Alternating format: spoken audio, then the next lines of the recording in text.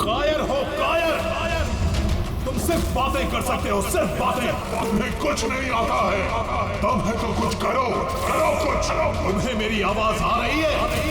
अगर मेरी आवाज आ रही है तो जैसा मैंने कहा है तुम्हें करना होगा। मार दो उसे।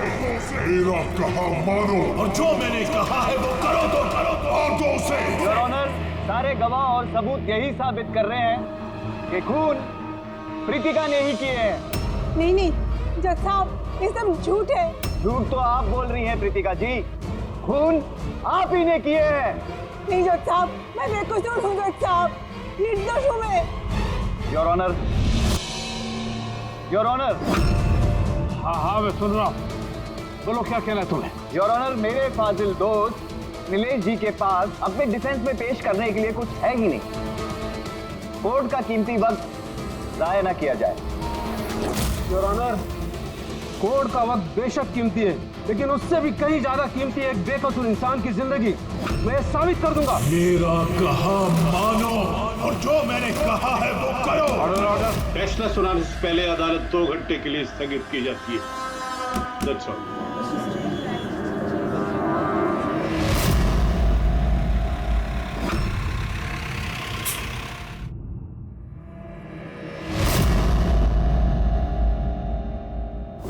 श्रीकांत, तुम्हें उसे मारना होगा। कर सकते हो ये,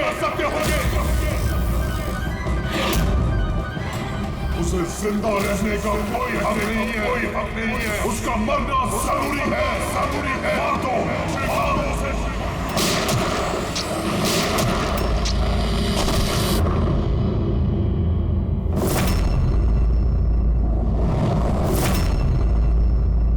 सर, इन लोगों का कहना है कि प्रीतिका यहाँ पर थी जब जज श्रीकांत यहाँ पर आए और उन्होंने उस पर गोली चलाई।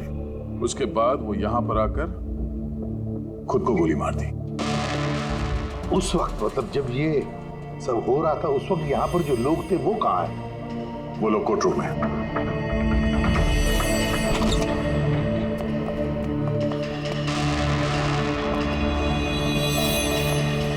जरा डिटेल में बताइए क्या हुआ यहाँ पर।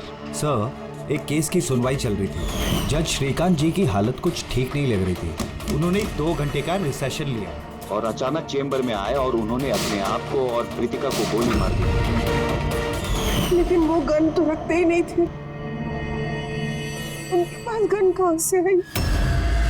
ये तो हमें भी नहीं पता सर कि गन आई कहाँ से, लेकिन गन उनके पास थी जरूर सर। तो गन का इंतजाम पहले से कर रखा है। लगता है जज साहब ने पूरी प्लानिंग की थी प्रीतिका का खून करने की। लगता तो ऐसे ही है। वैसे जज साहब की इस केस में कोई पर्सनल इन्वॉल्वमेंट थी? नहीं सर, ऐसा तो कुछ भी नहीं था। प्रीतिका के साथ कोई व्यक्तिगत दुश्मनी? जज साहब तो बहुत ही सुलझे हुए इंसान थे सर। केस के हर एक पहलू पर बहुत ही बारीकी से गौर करते थे सर। मुझे पिछले कई दिनों से लग रहा था कि कुछ न कुछ गलत जरूर है उनके साथ। मैम, क्या जज साहब की तबीयत ठीक नहीं थी? वो तो मुझे नहीं पता, लेकिन वहाँ उनको कुछ अजीब सी आवाजें सुनाई दे रही थी। वो सब हम एक बार। आ जाइए श्रीकांत, खाना लगा रही हूँ।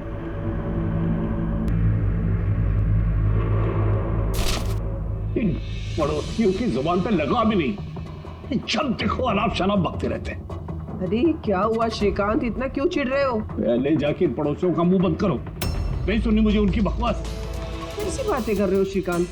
पड़ोसी के बेचारे पिछले 1 महीने से लंदन गए हुए हैं और उनकी आवाज यहाँ तक कैसे आ सकती है? कुछ भी बात कर रहे हो आप श्रीकांत। कौशल, पता नहीं श्रीकांत को क्या हो गया है, कुछ अजीब सा बिहेव कर रहे हैं। और पता है तुम्हें, उसे पड़ोसियों की आवाज सुनाई दे रही है जबकि वो घर बंद है, वहां पे कोई नहीं है। किसे बता रही हो? किसे बता रही हो? और तुम क्या समझती हो? तुमसे झूठ बोल रहा हूं मैं? पूरा बात ऐसे, नाटक बंद करो, बताओ तुम लोगों ने इस घर में क्या छुपा रखा? बताओ मुझे, बताओ। मैं सब जानता हूं, सब जानता हूं। तुम मुझे पागल बनाने की कोशिश कर रही हो ना? हैं? श्रीकांत, ये तुम्हें क्या हो गया है? हाँ? अपनी हालत देखो क्या बना के रखी है। पर यहाँ पे कोई नहीं है, किसकी आवाज सुनाई दे रही है तुम्हें? सुनाई दे रही है, मुझे उनकी आवाजें सुनाई दे। यही है, यही है। लेकिन मैं किसी की नहीं सुनूंगा, किसी की नहीं सुनूंगा। कहीं उन्हें कोई दिमागी बीमारी तो नहीं थी? नहीं सर, 15 अप्रैल तक तो ठीक थे, लेकिन हम रेड कैंडी हॉस्पिटल गए थे ना, उसके बाद ये सब कुछ होने लगा था उनके साथ। Red candy hospital?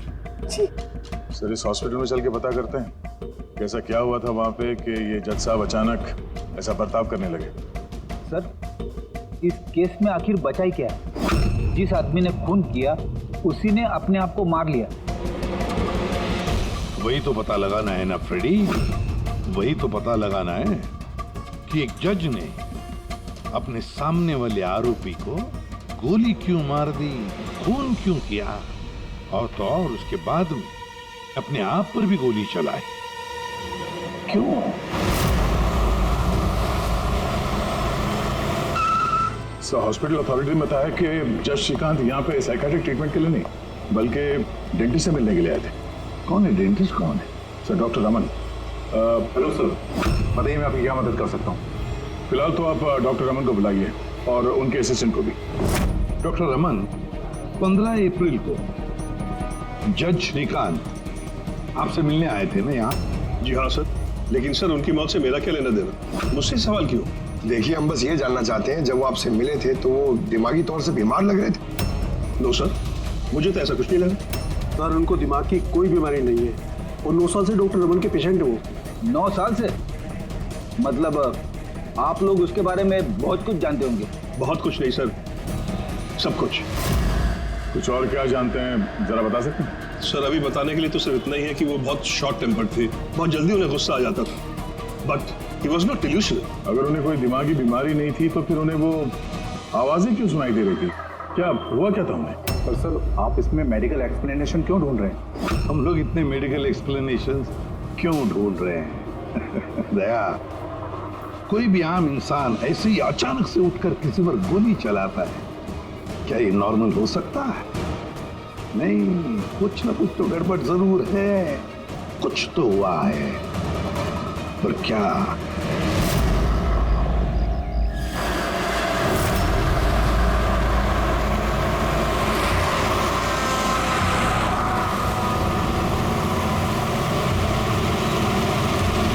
वीरेन, तुम बेकार की चिंता करते हो। धनंजय की सिक्योरिटी टीम हमारे साथ है, हम सुरक्षित पहुंच जाएंगे।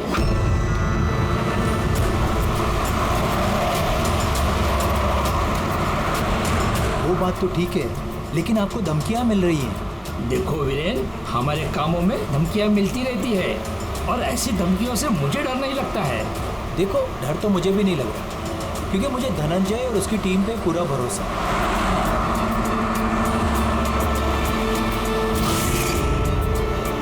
सर, हमने हॉल के 500 मीटर तक लोगों के जाने पर रोक लगा दी है और हर जगह सीसीटीवी से निगरानी की जा रही है। ये बहुत आसान है धनंजय, कायर मत बनो। हम जानते हैं इस काम को तुम पूरा करोगे, वो भी अपने हाथों से। तुम सुन रहे हो ना धनंजय, तुम बुज़दिल नहीं हो तुम बुज़दिल। कायर मत बनो, इस काम को तुम पूरा करोगे। सर, क्या बता रहे थे तुम ब्लॉक बी के अरेंजमेंट के बारे में? सर, मैं ब्लॉक बी के बारे में बात नहीं कर रहा था।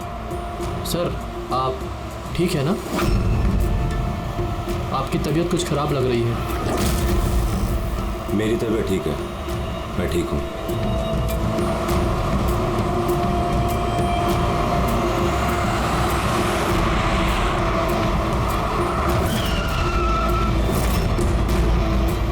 धनंजय, तुम्हें उसे मारना होगा। मार दो धनंजय, मार दो। गाड़ी रोको।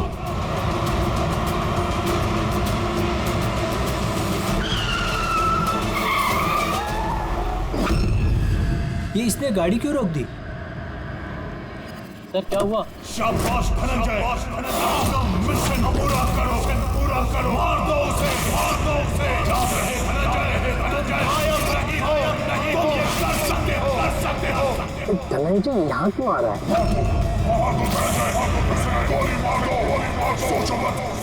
मैं देखता हूँ। ओके। क्या बात है धनंजय, गाड़ी क्यों रुकवा दी?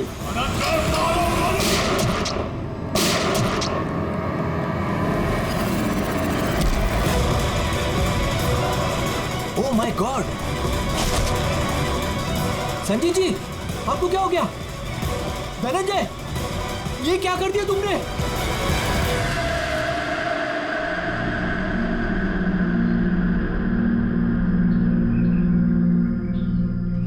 नेताजी के सिक्योरिटी का इंचार्ज वही था? जी सर, धनंजय जी वही इंचार्ज थे। कमाल है सर, जिसे बॉडीगार्ड रखा है उसी ने मार दिया। नेताजी को मारने की कोई खास वजह? सर ये तो धनंजय जी ही बता पाएंगे। इसे एक बात बताओ, गोली अंदर मारी या बाहर से? सर बाहर से मारी, कार के। धनंजय, धनंजय, सदमे में लगता है सर। तुम लोग क्या कर रहे थे? सर नेताजी की चिल्ड्रन फाउंडेशन की मीटिंग थी, वहाँ जा रहे थे। हमारी गाड़ी आगे थी और नेताजी की कार पीछे, और मैं धनंजय जी से नेताजी की सिक्योरिटी के बारे में बात कर रहा था, पर ये मेरी बातों में ध्यान नहीं दे रहे थे और कुछ खोए से लग रहे थे सर।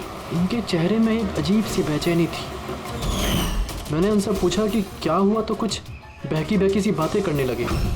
सर जज श्रीकांत के साथ भी तो ऐसे ही हुआ था।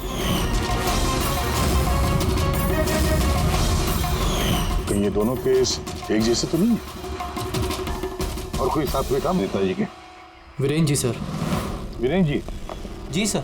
आप नेताजी के साथ थे ना? हाँ सर, मैं ही था। नेताजी ने आपको कुछ बताया इस धनंजय के बारे में? सर नेताजी हमेशा धनंजय की तारीफ किया करते थे। उनकी जान को खतरा था। अभी कुछ दिन पहले ही धनंजय ने उनकी जान बचाई थी। बड़ी अजीब बात है सर, कुछ दिन पहले जिस आदमी ने नेताजी की जान बचाई, आज उसी ने उनका खून कर दिया। गोली मारने के बाद धनंजय ने भागने की कोशिश की? नहीं सर, खुद को गोली मारने की कोशिश की थी सर। बड़ी मुश्किल से सिक्योरिटी वालों ने उन्हें रोका था सर। कमाल है सर, जज श्रीकांत ने खून करने के बाद अपने आप को गोली मार दी और इसने भी अपने आप को गोली मारने की कोशिश की। काम करते हैं, धनंजय को ब्यूरो ले चलते हैं, वहीं से उससे पूछताछ करेंगे। और फिर एक बात समझ में नहीं आ रही है दया, खून करने के बाद खूनी अपने आप को गोली मार लेता क्यों?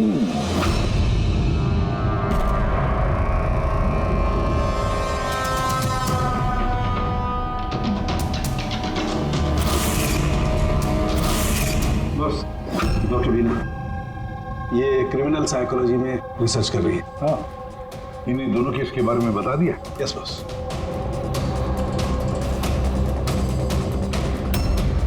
मेरा बेटा कहाँ है? मुझे उससे मिलना है। अरे नेताजी के सिक्योरिटी इंचार्ज धनंजय की माँ। उसे यहाँ क्यों लाए हो? देखिए, आपके बेटे ने नेताजी का खून किया है। जी नहीं, मेरा बेटा किसी की हत्या नहीं कर सकता। वो तो खुद बीमार है, उसकी दिमागी हालत ठीक नहीं है। क्या बीमारी है आपके बेटे को? पिछले कुछ दिनों से उसे कुछ आवाजें सुनाई देती है।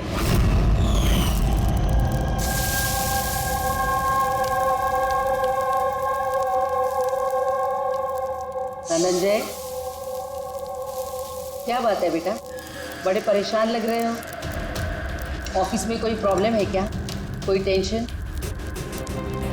2 दिनों से तुम मेरे साथ भी ठीक से बात नहीं कर रहे हो। कोई तो है यहाँ। सुनो ना, मैं तुम्हारी फेवरेट सब्जी बना रही हूँ, पालक की। इस घर में कोई तो है जो मुझसे बात कर रहा है। अरे मैं ही तो बड़बड़ा रही हूँ, दूसरा कौन बात करेगा घर में? कोई तो है हमारे अलावा इस घर में जो मुझसे बात कर रहा है। माँ, माँ, कोई तो है इस घर में हमारे अलावा। माँ, मुझे अजीब सी आवाजें सुनाई दे रही हैं। कोई मुझसे बात कर रहा है। हम दोनों के सिवा कोई नहीं है बेटा घर में। कोई है जो मुझसे बातें कर। बंद हो गई आवाज, फिर से आ रही है।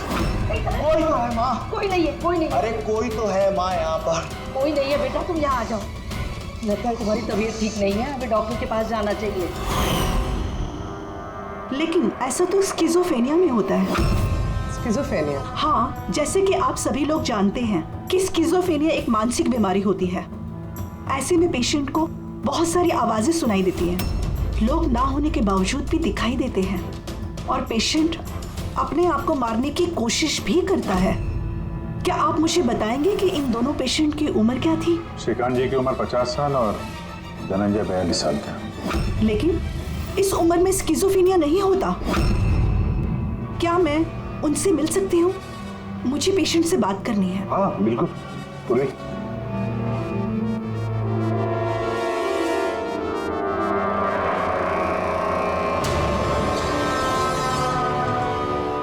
धनंजय, तुमने संजीत को क्यों मारा?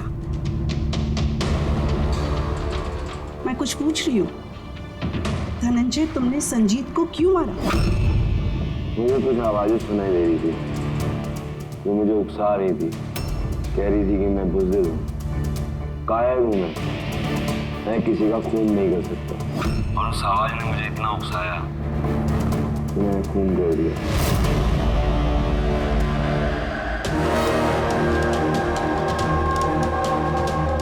और ये तुम्हारा गाल?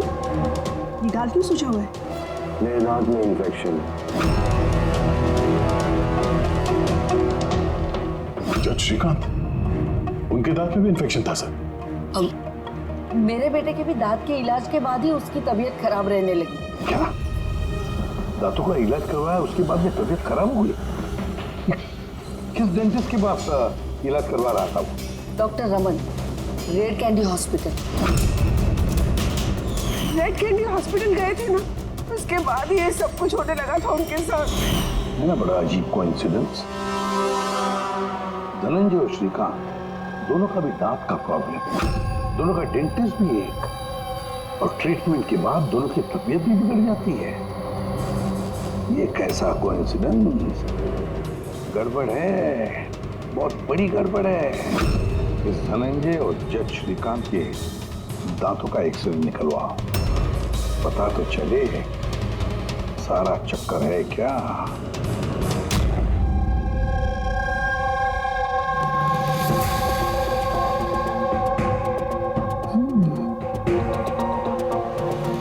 ये क्या हो सकता है?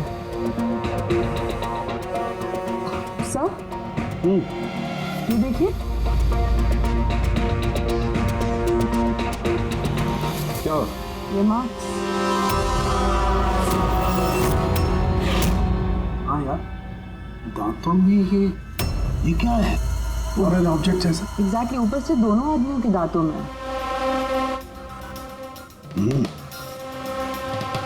दोनों आदमियों के दांतों में कुछ फॉरेन बॉडी जैसा कुछ। क्या हो सकता?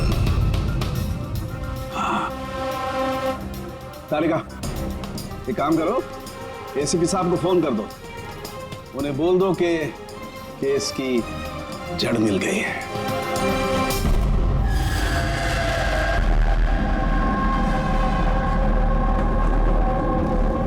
ये देखो बॉस, दोनों के दांतों में इस तरीके की चिप। ये तो बग है। हाँ, ये बग ही है। सर, ये तो जासूसी में इस्तेमाल होने वाला ट्रांसमीटर जैसा कुछ है।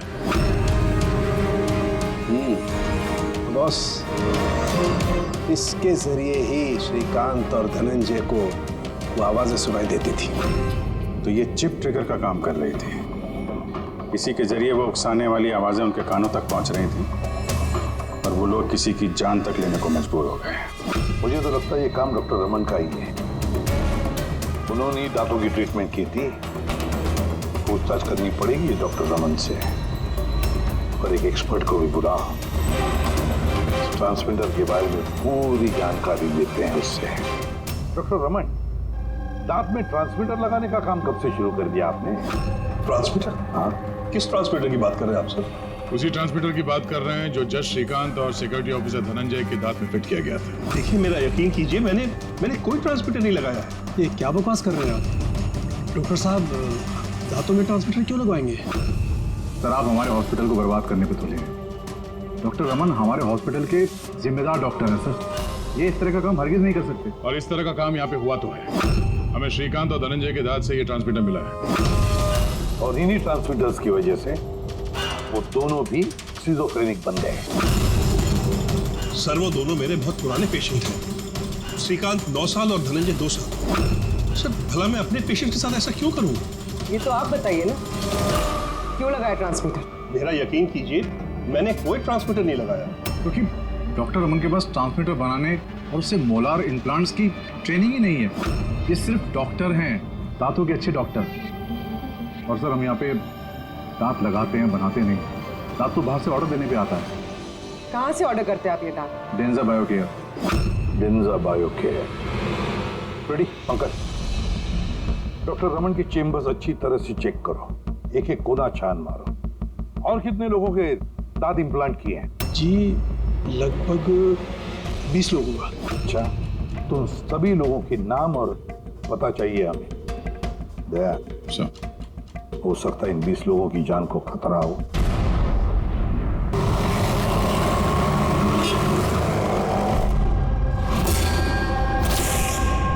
कुछ समझ में आ रहा है? हाँ सर, कुछ कुछ समझ में आ रहा है। यही कि ये ट्रांसमीटर जितना छोटा है उतना ही पावरफुल है। कितनी रेंज है इसकी? सर इसकी रेंज यही कोई 15 से 20 मीटर है। यानी अगर इस ट्रांसमीटर से किसी को कम्युनिकेट करना है तो उसे 15 से 20 मीटर के दायरे में रहना होगा। इसकी फ्रीक्वेंसी हम लोग ट्रैक कर सकते हैं? बिल्कुल ट्रैक कर सकते हैं, लेकिन उसके लिए हमें पहले ये जानना होगा कि ये ट्रांसमीटर कितने हर्ट्ज पे काम करता है। तो पता लगाओ कितने हर्ट्ज पे काम करता है ये, क्योंकि फ्रीक्वेंसी हमारे लिए बहुत जरूरी है। जहाँ पर ये फ्रीक्वेंसी एक्टिव होगी वहीं पर हमारा खोज ही होगा। ठीक है सर, आप थोड़ा सा वक्त दे दीजिए, मैं जल्दी पता लगाने की कोशिश करता हूँ। ठीक है। ये कहानी आपकी रुक जाती डॉक्टर रमन के नाम पर। सारा का सारा शब्द डॉक्टर रमन पे ही है। लेकिन सर वो अपने पुराने पेशेंट का खून क्यों करेगा? हाँ सर, हॉस्पिटल एडमिनिस्ट्रेटर बता रहा था कि ऐसा ट्रांसमीटर बनाने की काबिलियत डॉक्टर रमन में नहीं है। तो शक के घेरे में तो ये कविता और वीरेंद्र भी है। हो सकता है इनमें से किसी ने मारा। हो सकता है, बिल्कुल हो सकता है, लेकिन ये जो भी है वो 15 और 20 मीटर के दायरे में ही काम कर रहा है। जो 20 लोगों के बारे में क्या पता चला? जी सर, उनका आपस में कोई कनेक्शन नहीं है। यहाँ तक कि श्रीकांत और धनंजय ये भी एक दूसरे को नहीं जानते। फिर भी अभी उन 20 लोगों से जाकर मिलो, उनसे पूछो क्या उनके साथ भी वैसे हो रहा था जैसे धनंजय और श्रीकांत के साथ हो रहा था क्या? और एक बात, लॉर्ड चेम्बर और चेंबूर पता लगा वहां पर कितने सेलफोन एक्टिव थे उस खून के दौरान। और देख, उस दांत बनाने वाली कंपनी में जाकर पूछताछ करो, देखो कौन हो सकता है जो दांत में ट्रांसमीटर फिट कर सकता है।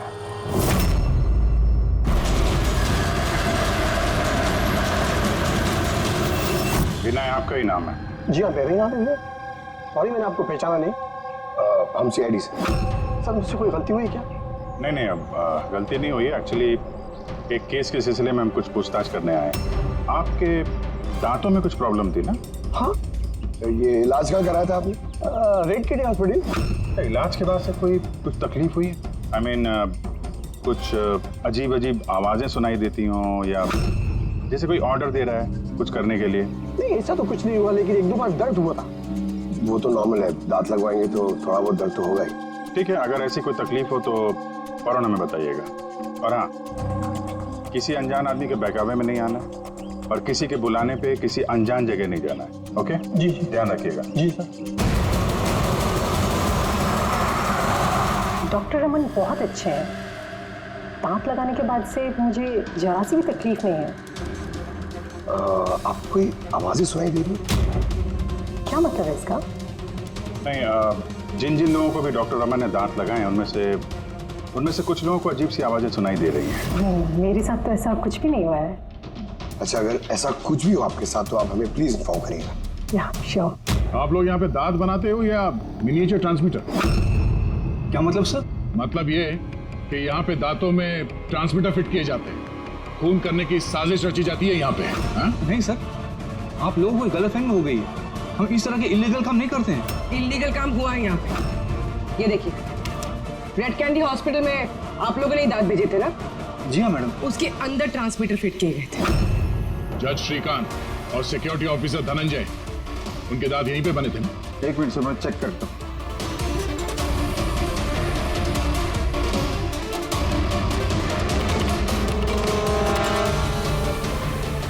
हाँ सर, दांत तो यही बने हैं, लेकिन अगर वो हमारी एम्प्लॉय रूपाली होती जिसने ये दांत बनाए हैं तो सच्चाई पता चल जाती।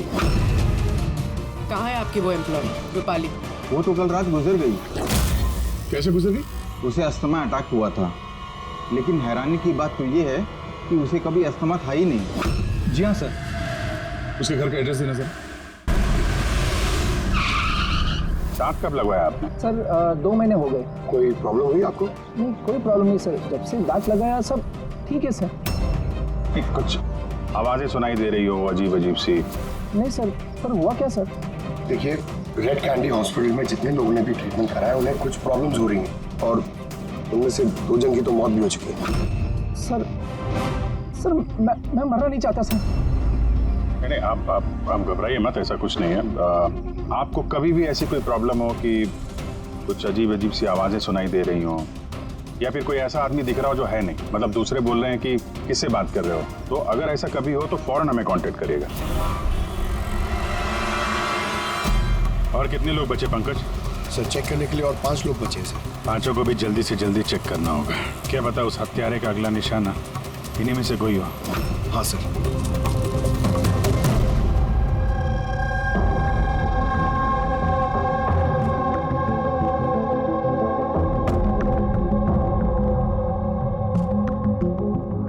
हाँ भाई, पता चला कि नहीं कुछ?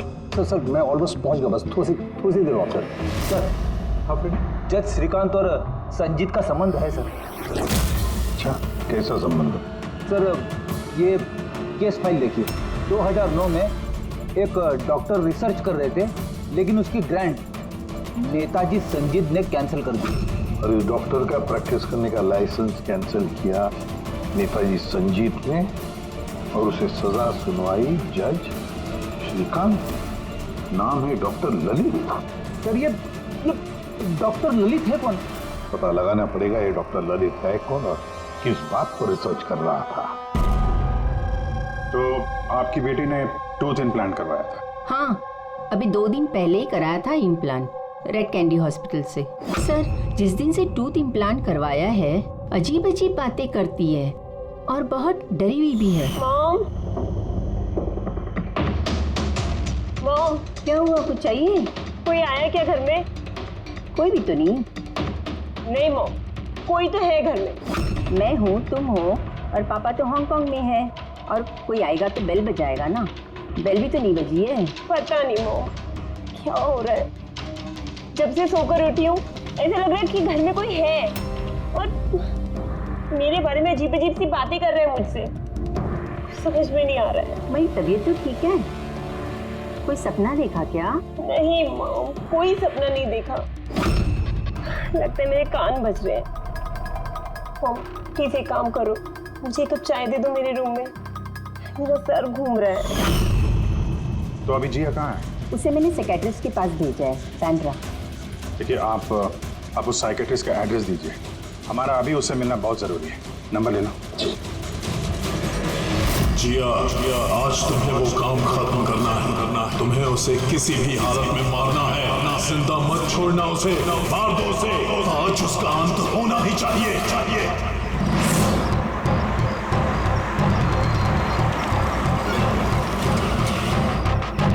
कहाँ जाएंगे मैडम? जेके मार्केट। उसे कहो तुम्हें जेके मार्केट जाना है। मैंने कहा मैडम कहाँ जाएंगे? जेके मार्केट। जी बैठिए।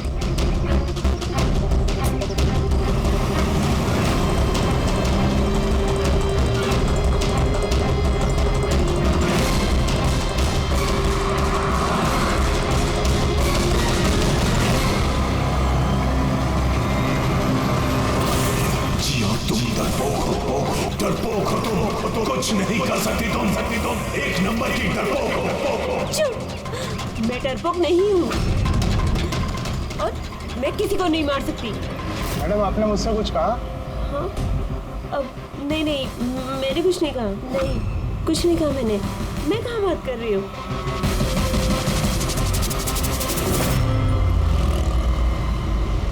जिया, तुम्हें उसे मारना होगा। तुम उसे जिंदा नहीं छोड़ सकती। तुम्हें उसे मारना होगा जिया, मारना होगा तुम्हें। नहीं, मैं किसी का खून नहीं करूंगी, किसी का भी नहीं। अरे भैया, गाड़ी क्यों रोक दी? मैडम, गाड़ी आगे नहीं जाएगी। क्यों नहीं जाएगी? मैंने कहा ना मैडम, गाड़ी आगे नहीं जाएगी। अगर ले जाना ही नहीं था तो बिठाया क्यों? मैडम, आप उतरती है या मैं गाड़ी से उतर जाऊं?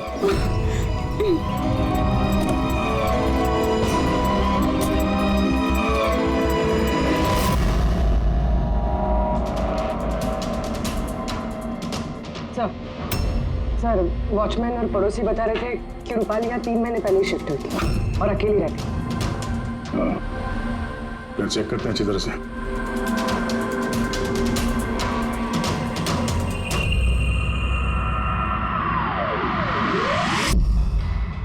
ये क्या है?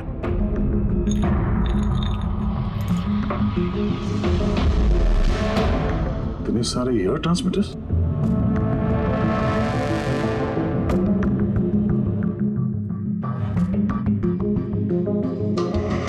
ये डॉक्टर रमन के पेशेंट्स की पूरी डिटेल्स भी है इसमें। ये देखो।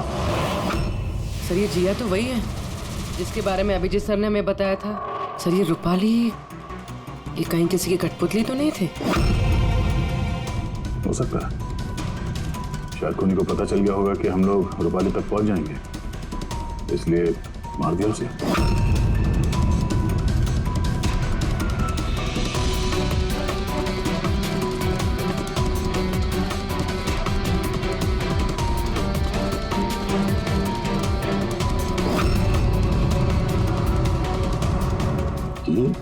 ये नेताजी, संजीत, वीरेन और जिया, इन तीनों के चेहरे पे रेड सर्कल। नेताजी के चेहरे पे क्रॉस मारा हुआ। नेताजी तो मारे गए, अब बचे ये वीरेन और ये जिया। मतलब अगला नंबर इनका है।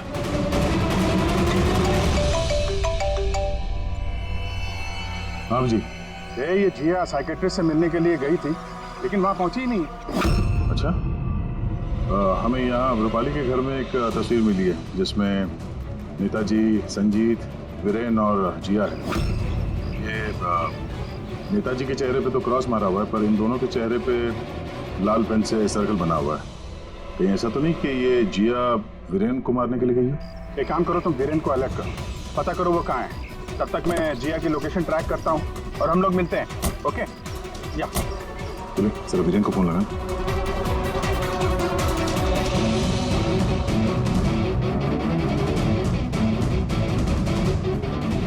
सर, वीरेन का फोन तो बंद है। मिल गया। हाँ सर, ये ट्रांसमीटर 1.8 मेगाहर्ट्ज से 2 मेगाहर्ट्ज के बीच में काम करता है। ग्रेट, 1.8 मेगाहर्ट्ज से 2 मेगाहर्ट्ज पर।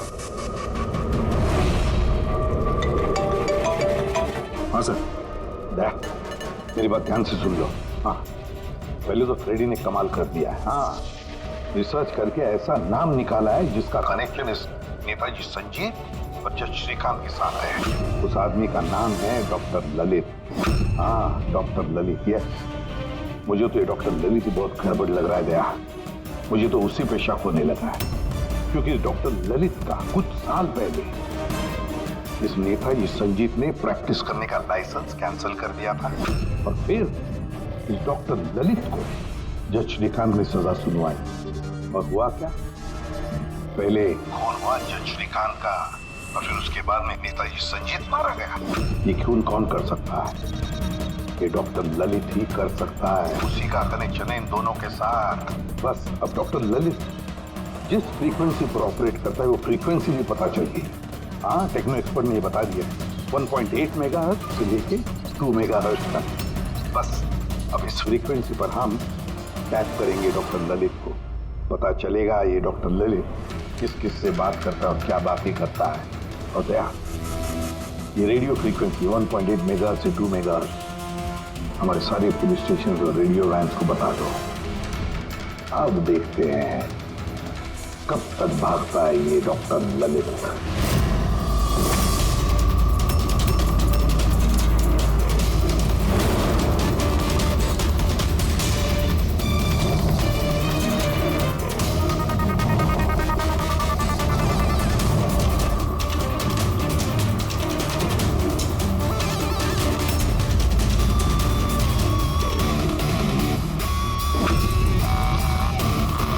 इस फ्रीक्वेंसी पे कोई हरकत नजर नहीं आ रही। जब भी बोलेगा पकड़ा जाएगा। पूरी मुंबई इस फ्रीक्वेंसी को हर 5 किलोमीटर में ट्रैक कर रही है। अगर जिया वीरेन को मारने निकली है तो वो खूनी 1.8 या 2 पे जरूर आएगा।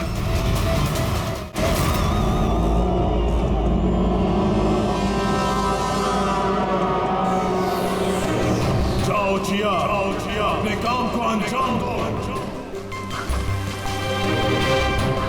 ये कौन हो सकता है जो संजीत के खूनी के बारे में मुझे बताने के लिए यहाँ बुलाया? जिया, उसे मारना होगा तुम्हें। उसे जिंदा रहने का कोई हक नहीं है।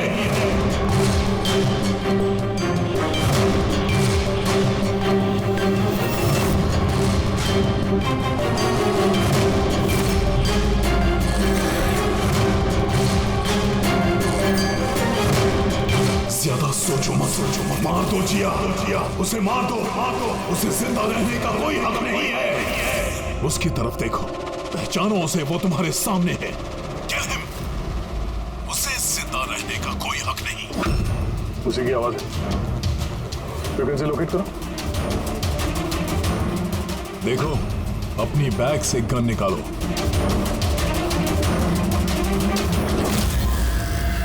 जिया, तुम कायर नहीं हो। Shoot him, shoot him.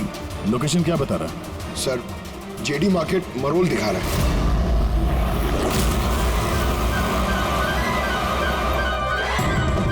Come on, जिया, मारो उसे। सर, ये क्या हो रहा है? ये मुझे क्यों मारना चाहती थी? किसी ने मुझे फोन करके बुलाया कि संजीत की खूनी के बारे में बताने वाली थी। घबराइए नहीं, ये सब एक प्लान था। आप अभी सेफ हैं, आप जा सकते हैं। Okay sir, thank you. तो खूनी यहीं कहीं होगा। भीड़ में मिक्सअप हो गया है। सिग्नल यहीं है, देखते हैं।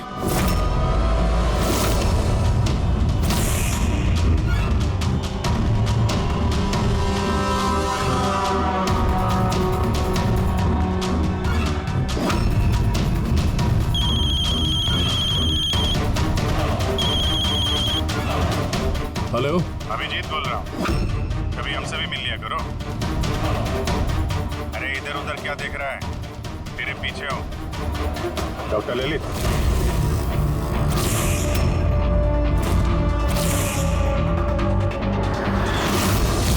हॉस्पिटल के एडमिनिस्ट्रेटर पवन। मुजरिम चाहे कितने भी नाम बदल ले, चाहे कितने भी भेस बदल ले, एक ना एक दिन शिकंजे में फंस ही जाता है। क्यों? चलो।